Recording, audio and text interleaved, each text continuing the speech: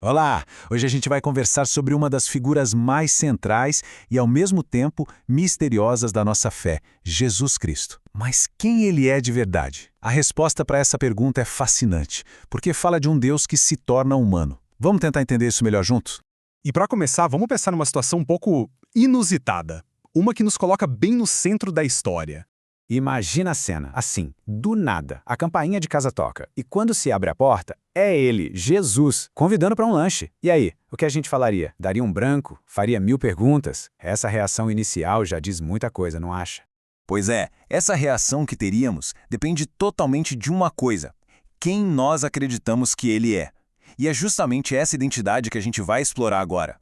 A chave para entender Jesus está na sua dupla natureza. E olha, não é como se fosse 50% Deus e 50% homem. Não, a fé nos ensina que ele é 100% divino e, ao mesmo tempo, 100% humano. As duas coisas por completo.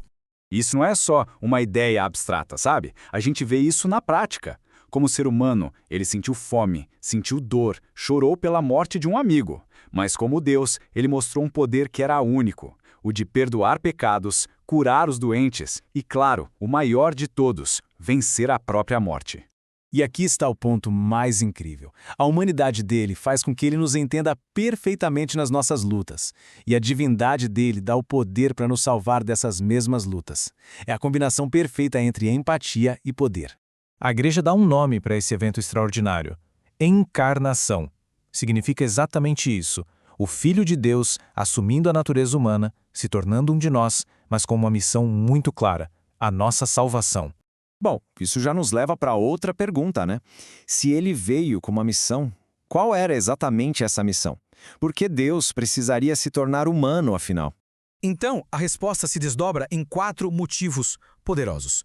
Primeiro, para nos salvar, consertando nossa conexão perdida com Deus. Segundo, para nos mostrar o amor de Deus de um jeito concreto, visível.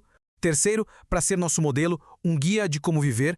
E quarto, para nos fazer filhos de Deus, elevando a gente de criaturas a membros da família divina.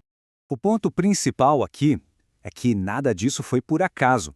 A vinda de Jesus não foi um imprevisto, foi um plano de amor muito bem pensado por Deus para se reconectar com a humanidade. E toda essa história que parece tão grande, no fim se resume a algo extremamente pessoal: um convite. Esse versículo do Evangelho de João talvez seja o melhor resumo de tudo. O Verbo, que é a palavra criadora de Deus, não ficou lá distante. Ele se fez carne e osso e veio morar no nosso meio, como um de nós. A mensagem central é essa: proximidade. A nossa fé se baseia em um Deus que não se contentou em observar de longe. Ele escolheu mergulhar na nossa realidade, caminhar nas nossas ruas e sentir o que a gente sente. E isso nos traz de volta para aquela porta lá do começo.